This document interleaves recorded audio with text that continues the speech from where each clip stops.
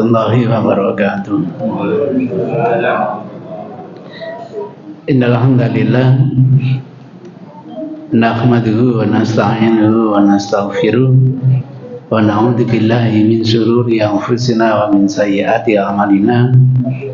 May yahdihillahu fala mudilla lahu wa may yudlil fala hadiya lahu. Wa nusalli wa nusallim ala rasulil karim wa ala alihi wa sahabatihi wa man ihtada bi hadihi ila yaumiddin, amma ba'du. Kadang Rasul itu menyampaikan sebuah hadis atau pesan hanya ditujukan kepada satu sahabat. Tergantung sahabat ini nanti mau menyebarkan kepada orang lain atau mungkin tidak. Bayangkan ketika Rasul hanya bersama dengan Mu'ad. Rasul memanggil Mu'ad, ya Mu'ad, labbaika wa sa'daika ya Rasulullah. Siap ya Rasulullah, saya terima panggilanmu dengan senang hati ya Rasul. Diulangi lagi oleh Rasul, ya Mu'ad, labbaika wa sa'daika ya Rasulullah. Diulangi lagi yang ketiga, ya Mu'ad, labbaika wa sa'daika ya Rasulullah. Ini sinyal bahwa apa yang disampaikan Rasul itu walaupun beritanya bukan kalimat sempurna, tapi ada fahamnya, ada manfaatnya, litanbih, untuk peringatan. Seperti itulah misalnya surat Alif Lam Mim, kita tidak paham apa maksudnya, tapi fungsinya itu minimal litanbih, untuk peringatan. Ungkapan seperti ini sangat penting. Dzalikal kitabu la raiba fihi, gitu. Nah, kata ya Mu'ad, ya Mu'ad, ya Mu'ad ini bukan kalimat sempurna, tapi ada faedahnya. Orang namanya Mu'ad itu supaya isra, untuk bisa menerima pesan dengan segala telinganya, jiwa raganya, apa yang akan bakal disampaikan oleh Rasul. Ternyata apa pesannya Rasul? Man mata min ummati yashhadu an la ilaha illallah dakhalal jannah.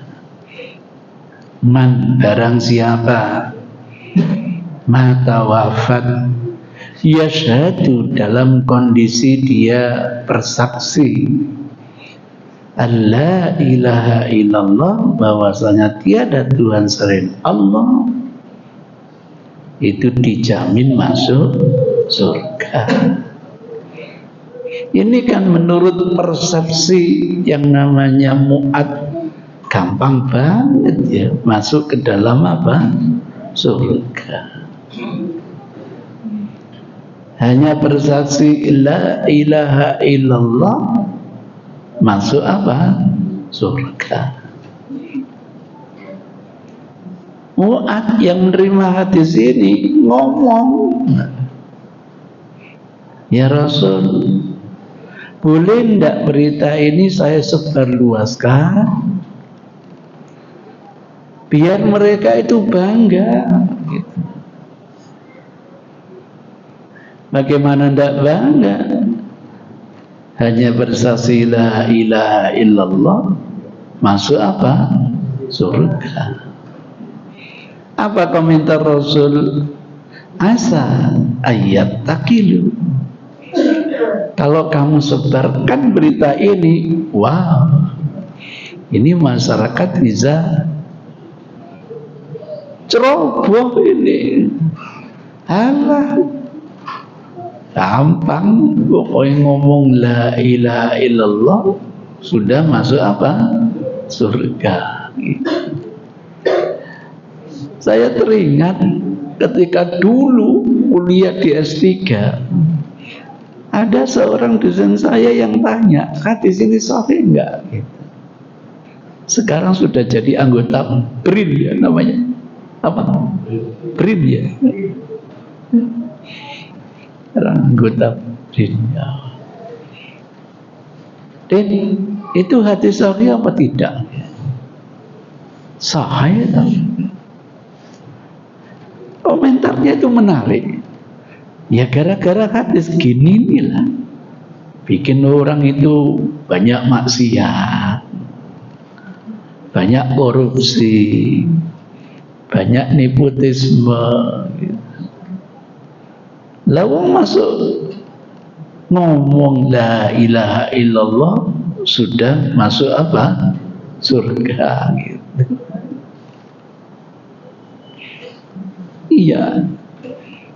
Sampai saya komentar pada waktu itu, astagfirullah Ustaz, kenapa? Salah? Enggak salah.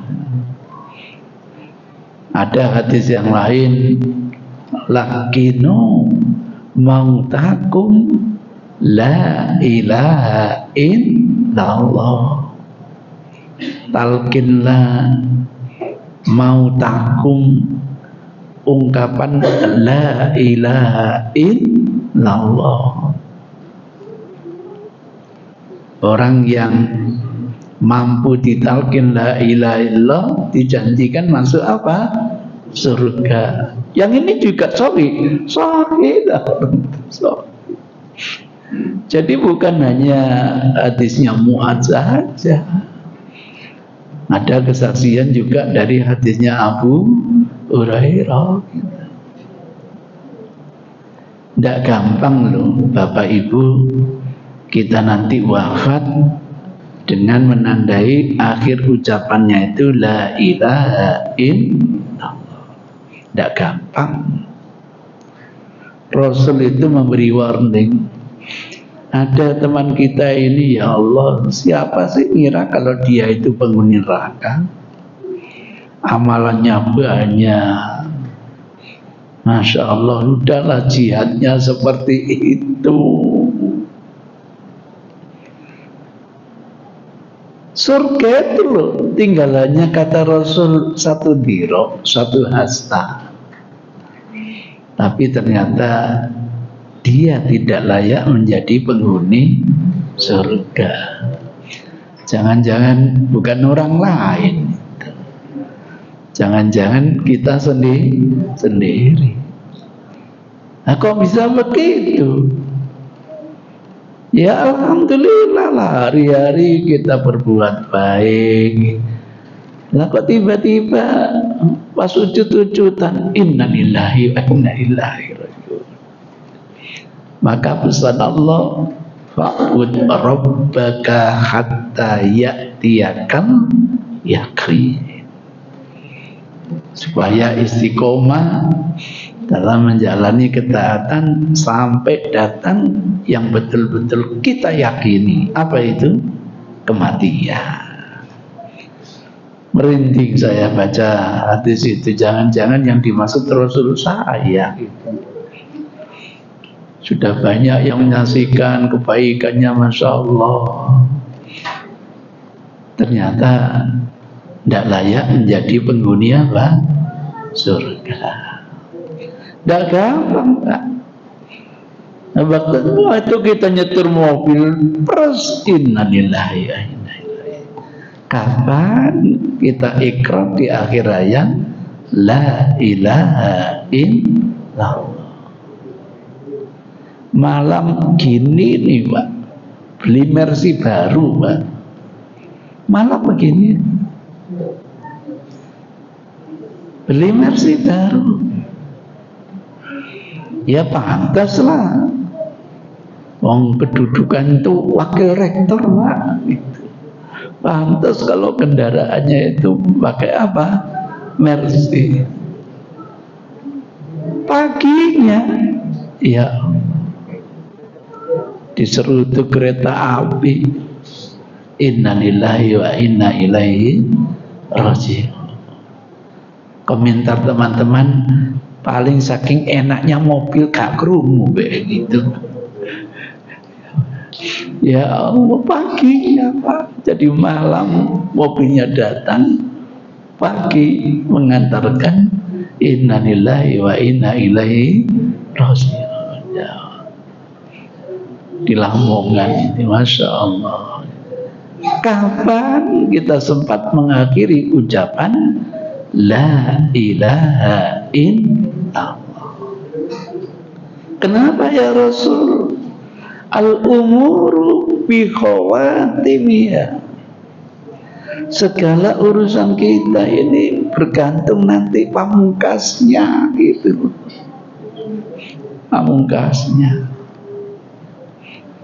Maka kalau saya datang ke rumah sakit, ya Allah, saya melihat orang ini katanya dokter sudah tidak lagi ada usia panjang, tanda-tandanya kok ada, kakinya itu anyep sekali. Saya bilang keluarganya, tolong jangan ribut, izinkan saya membimbing ungkapan La ilaha illallah. Ini proses pencabutan roh sudah dimulai. Biasanya sampai ke lutut dihentikan. Ini hampir bisa 3 menit. Yang awalnya tidak sadar itu, ya ngomong kayak orang sehat, gitu. Kayak orang sadar sudah. Orang yang tidak terbiasa yang nungguin azan, alhamdulillah, Mbak sudah sehat. Padahal ini pamitan, Mbak. Pamitan. Saatnya inilah, ayo, tidak ada lagi omongan kecuali membimbing La ilaha illallah. Lisan yang mengucapkan atau tidak usah ribut, terus dibimbing. Kadang-kadang lisannya susah melafadzkan, hatinya yang melafadzkan. Nah, kita sudah kadang pakai nalar, melihat gitu, Ustaz, jangan dibimbing la ilaha illallah, Ustaz. Kenapa? Nanti pas ngomong la innalillahi, Ustaz. Nah, gak apa-apa saya la. Ya gak apa-apa kalau la ilah ya Ustaz. Kan ateis, Ustaz. Itu kan nalar Anda. Rasul tidak pernah kok membimbing Allah, enggak. Yang dibimbing la ilaha illallah. Bimbingan Rasul tidak pernah keliru. Mungkin ungkapan lisan la ilaha, hatinya illallah.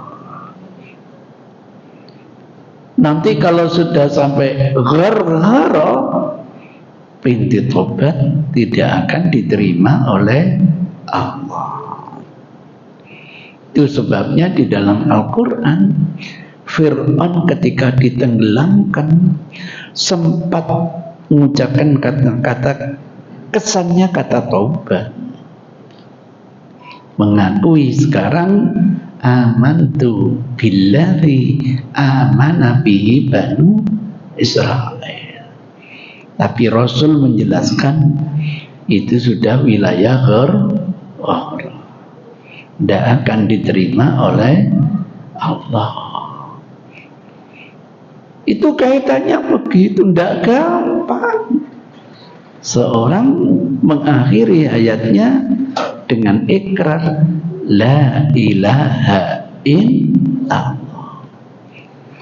Kata Rasul berikutnya, faman kana akhiru kalamihi la ilaha illallah dakhalal jannah. Siapa saja yang akhir ucapannya mampu melafadzkan la ilaha illallah dakhalal jannah, dijamin oleh Rasul. Dan janji Rasul itu bukan omong kosong, itu wahyu. Dijamin masuk surga. Sehingga ketika Amandanya itu dalam kondisi yang sakit seperti itu, dibimbing oleh Rasul untuk melafadzkan la ilaha illallah. Sayang nggak terungkap. Saya nggak tahu. Tidak terungkap di lisan itu apa, tidak terungkap di hati kan kita tidak tahu. Maka kita tidak boleh menilai kafir orang lain. Ungkapan hati siapa yang tahu? Ada analisa sejarah, gimana pamannya mampu melafadzkan la ilaha illallah. Nah kalau samping kiri kanan keluarga Rasul, Abu Jahal, Abu siapa lagi? Abu Sufyan yang dulu belum memeluk ajaran Islam, paling dia sudah ngomong, ayo ngomong la ilaha illallah tak sudu. Bisa saja dikondisikan seperti itu, lisannya tidak mampu melafadzkan la ilaha illallah, tapi hatinya kan kita tidak tahu. Seorang Yahudi mengabdi kepada Rasul biasa gitu. Fi maradin ya Rasul, dalam kondisi sakit. Ya Allah, dur'un, pakaian perang sudah dipakai oleh Rasul, petanda mau pergi apa? Jihad. Dengar seorang pemuda Yahudi pernah mengabdi, sekarang kondisi sakit. Apa kata Rasul? Beritahu, saya akan datang ke rumahnya. Masya Allah. Boleh membesuk orang-orang yang belum tersentuh Islam. Untuk apa? Ya kalau sekedar mendoakan kesehatan kan tidak apa-apa. Yang tidak boleh itu kan mendoakan keselamatan. Kalau bayangkan kalau pemuda itu panjenengan, ada kabar Rasul akan datang ke rumah panjenengan, sibuk enggak keluarga sampean? Sibuk. Wah, saudara yang di Amerika ditelepon, yang di Australia ditelepon, yang di London telepon, rumah akan kedatangan Rasul. Kok kedatangan Rasul, kedatangan bupati, coba bingung. Kumpul keluarga. Rasul datang juga, itu ungkapan Rasul, tidak pernah apa? Bohong, Rasul tidak pernah bohong. Datang. Dalam hadis itu Rasul nggak mengucapkan salam. Berarti Rasul tahu seluruh keluarga itu belum layak diberi ucapan apa? Salam. Itu repotnya dengan kita gitu. Repot kita ini tidak tahu. Tidak diberi ucapan salam, jangan-jangan di situ ada yang muslim kan gitu.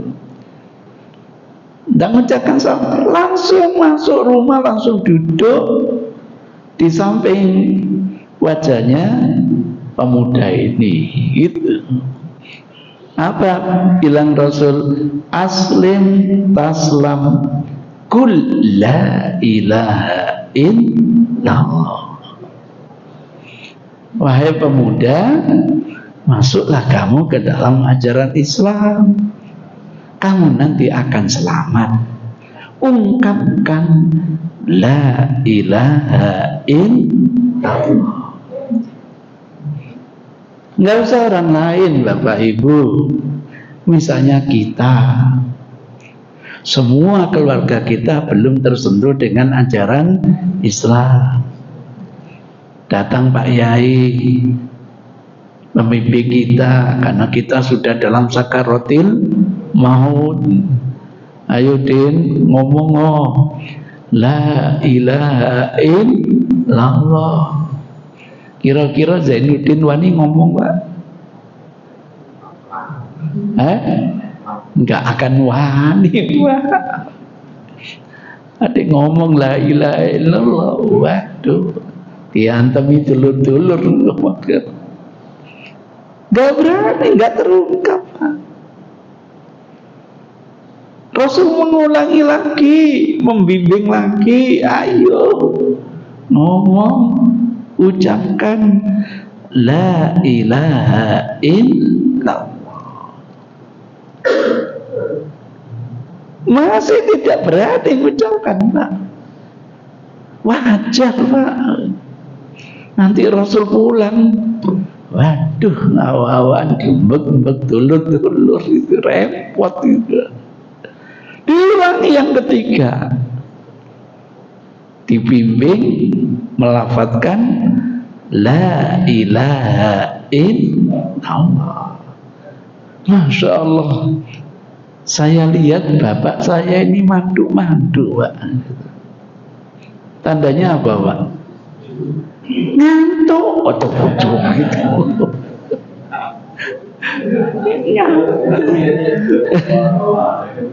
Ngaji sampai ngantuk, ya Allah. Setelah itu bapak ngomong, atik Abu Qasim. Abu Qasim itu siapa? Rasulullah. Sudah, taati, ikuti Abu Qasim itu. Ngono, ya Allah. Terus karena dapat restu dari orang tua, padahal orang tuanya belum tersentuh dengan ajaran Islam.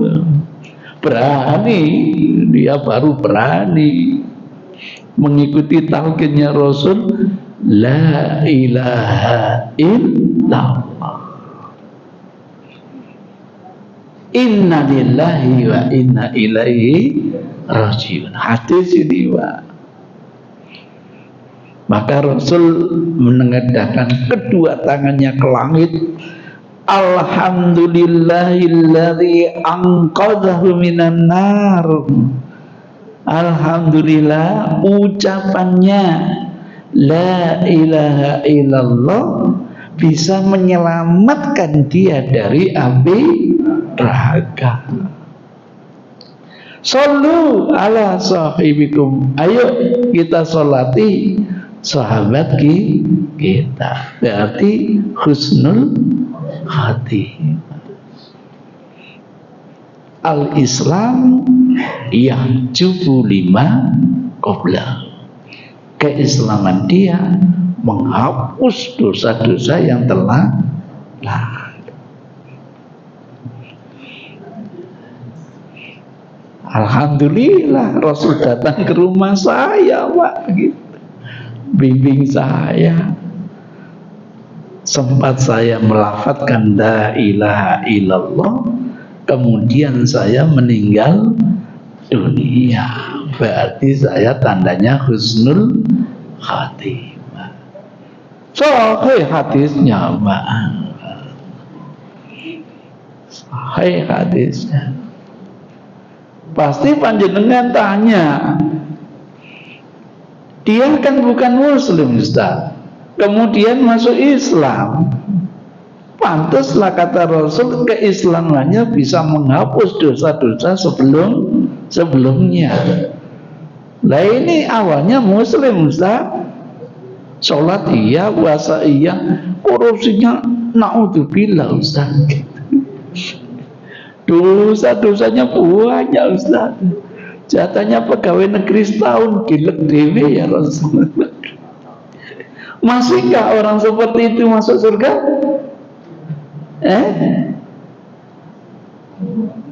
Masihkah dia tuh pantas masuk surga? Loh kok nggak ada jawaban? Janji Rasul, bukan saya yang menjanjikan. Dakhalal jannah.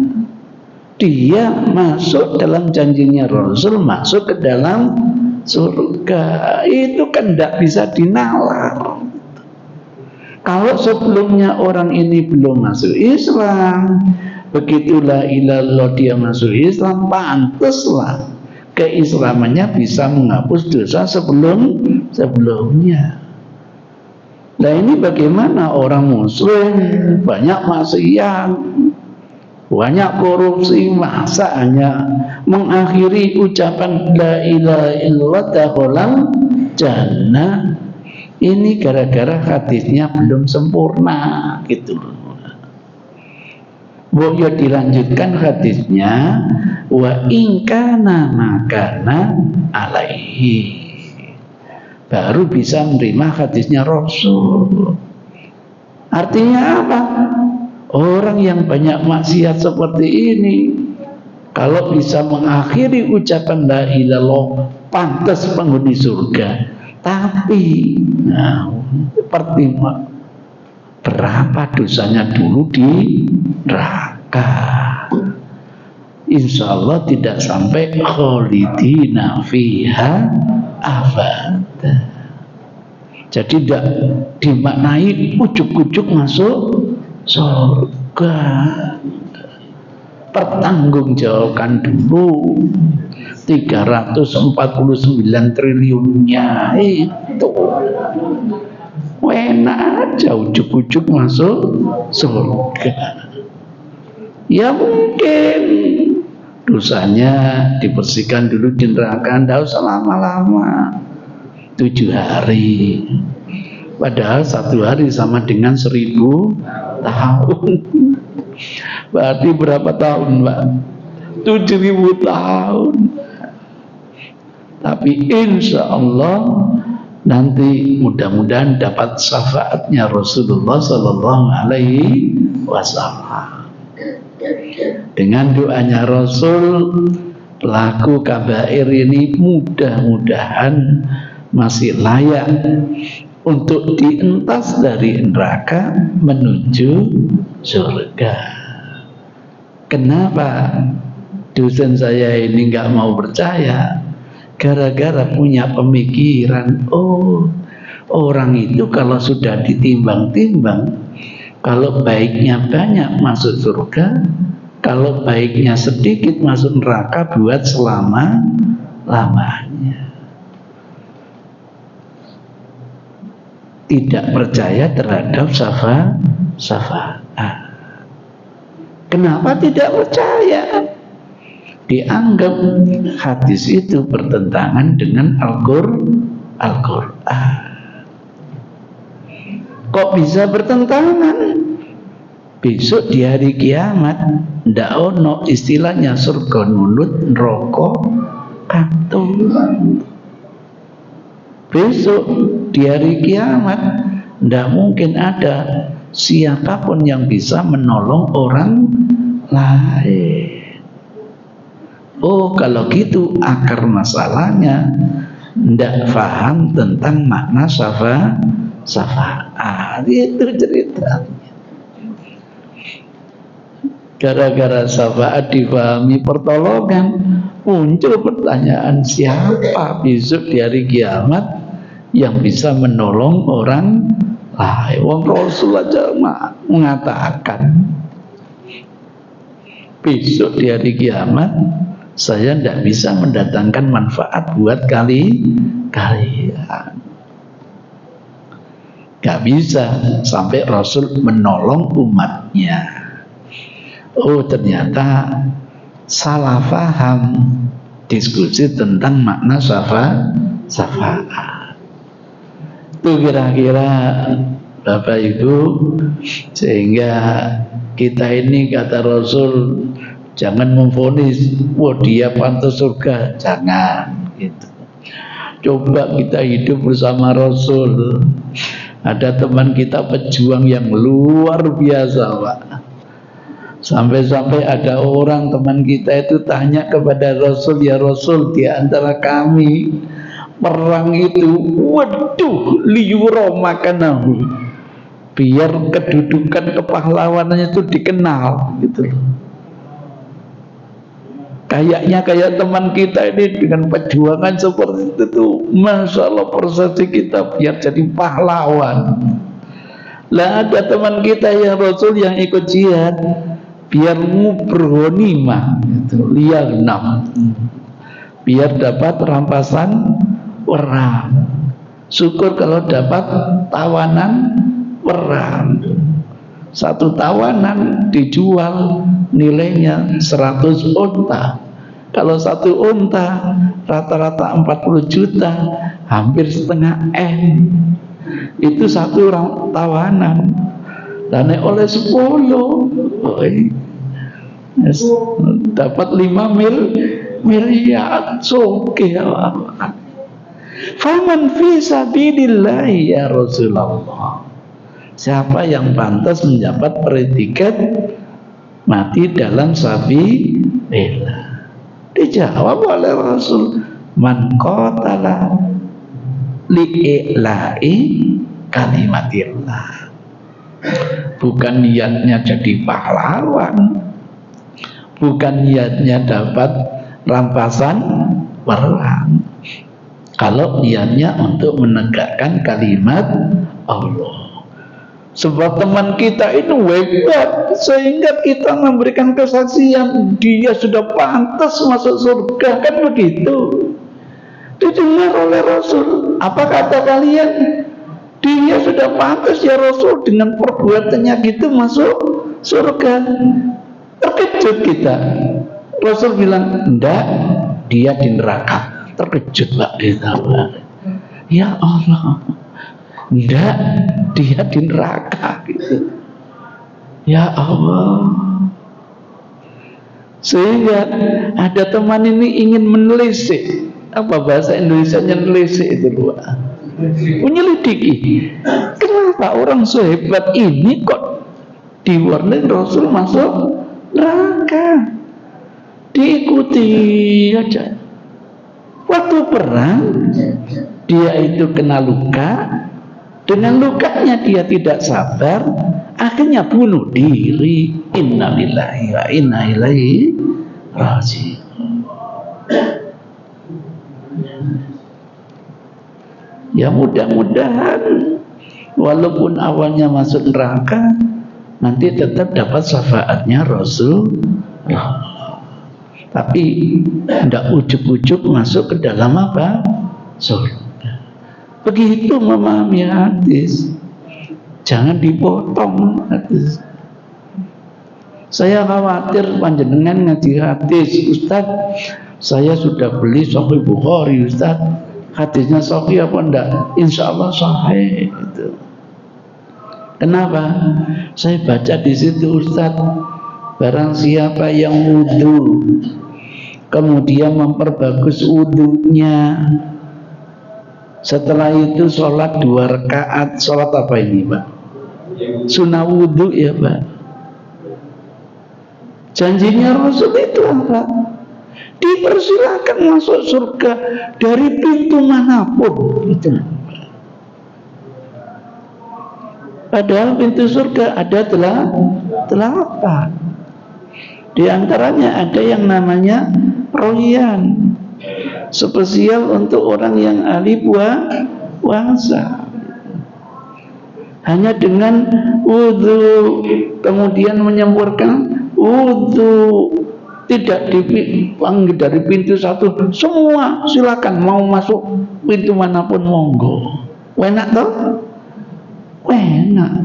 Esne ono enggak usah salat wajib wis. Sunnah wudu doa mulai enggak gitu memahaminya gitu ya.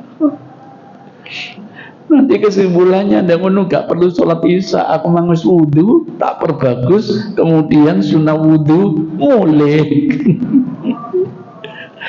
Itu memahami hadis, Masya Allah. Maka nanti ada namanya targhib. Bagaimana Rasul itu memberi motivasi agar kalau kita wudhu supaya menyempurnakan apa? Wudhunya. Syukurlah kalau bisa melengkapi dengan sunnah wudhunya. Oke.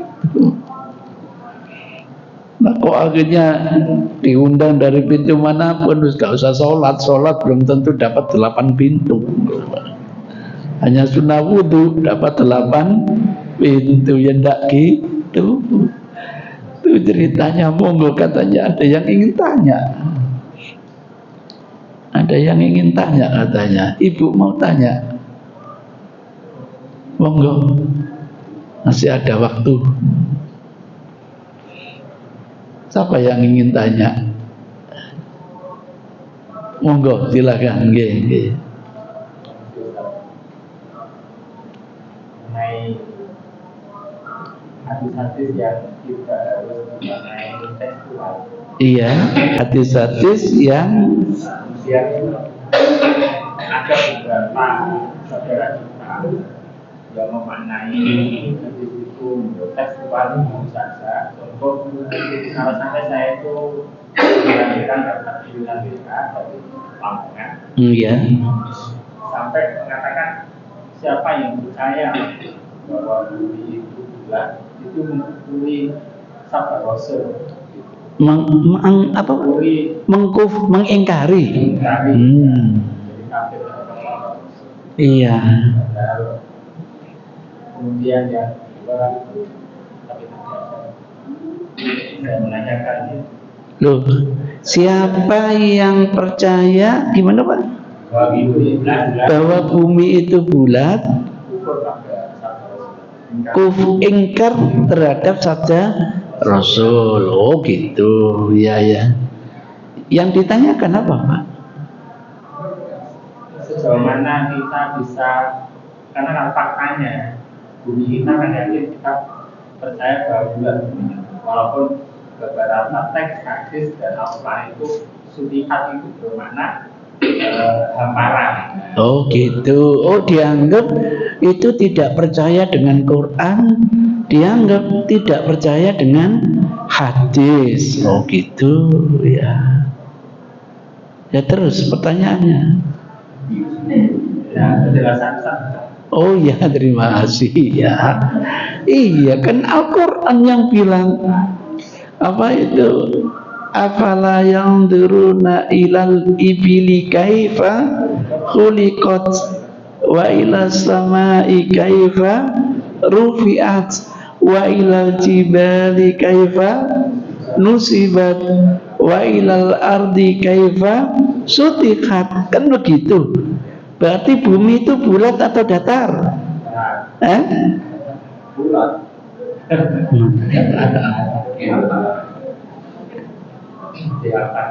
Iya kan dihamparkan, berarti datar atau bulat? Dari mana sampai bilang datar? Oh kalau gitu ini dihamparkan, ini berarti nggak bulat lagi ya Pak ya? Kadang dihamparkan kan gitu ya Pak ya? Iya Pak ya. Ada ketika saya juga sharing sama teman itu, sampai terjadi antara murid yang pandai dengan hadis Al-Quran itu mengalahkan gurunya fisika. Sekarang ada ayat yang bunyi wa adzin fin nasi bil haji ya'tuka rijalan wa ala kulli dhamirin. Dhamir itu unta yang kurus-kurus, padahal unta itu kuatnya kayak gitu. Tandanya kurus itu tanda perjalanan jauh atau pendek Pak? Jauh. Ya'tuka akan mendatangi kami min kulli fajjin amik, dari yang paling dalam. Nondi yang paling dalam Mbak? Kira-kira bumi itu datar atau kira-kira muter gitu?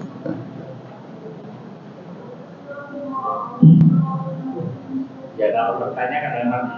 Loh misalnya saya nggak pakai ayat itu, pakai ayat ini. berkeyakinan bumi itu bulat, salah enggak saya Pak? Nggak boleh, tak pada tekstualnya. Kan sama-sama tekstualnya. Ayo, kenapa sama bilang ingkar? Iya, ya nggak boleh dan berdalil parsial, harus komprehensi. Wajar lah kalau kita ini melihat kayak gitu padang pasir, alhamdulillah bumi dihamparkan sedemikian rupa, kan wajar ya Pak ya. Iya, sepanjang mata kita melihat. Tapi apa bisa kita melihat yang paling dalam? Kan nggak bisa kita. Padahal ada ayat nanti yang akan datang menyerupai panggilan Nabi Ibrahim, bukan hanya Saudi Arabia, tapi Amerika. Amerika itu paling jauh atau paling dalam Pak? Paling dalam. Nek ono kira-kira datar atau bulat? Ayo, wadah bulat. Sampai pakai ayat itu monggo. Tapi kan saya punya ayat ini. Kenapa saya kafir? Wadah-wadah tekstualnya.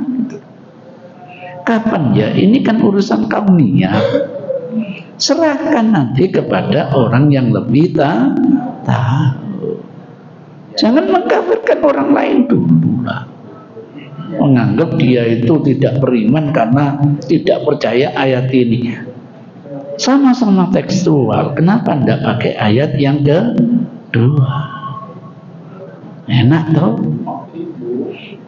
Setelah buku tersebut dibedah di Universitas Surabaya.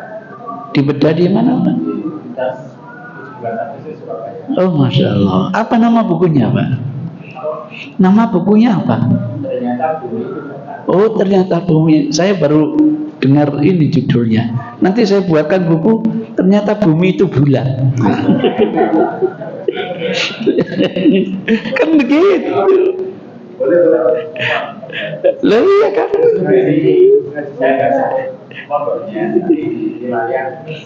Iya, ya nggak apa-apa Pak, nggak apa-apa.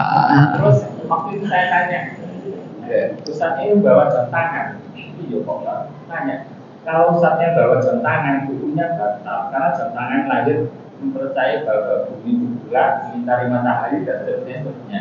Menghasilkan pembagian waktu jadilah jam tangan ini. Saya nggak sampai sakmono Pak. Sampai termasuk pinter loh Pak. Iya, sampai ngomong ngono bingung loh Pak sampean Pak. Aja kena teman ini ajak ke pantai. Terus suruh lihat kapal, awalnya nggak tampak, kemudian akhirnya tampak, kan gitu misalnya, gitu loh. Loh, kok iso awalnya nggak tampak, baru tampak. Nek datar kan mestinya tampak terus, kecil tambah besar, ngono ae, ya toh. Nah ini awalnya nggak tampak, kok akhirnya tampak, berarti bener dong. Misalnya begitu. Itu yang kita katakan, kapan kita ngaji itu tidak parsial tetapi harus komprehensi. Terima kasih masukan yang bagus. Mudah-mudahan saya bisa bikin buku ternyata bumi itu bulat. Terima kasih. Billahi hidayah wa taufiq. Assalamualaikum warahmatullahi wabarakatuh.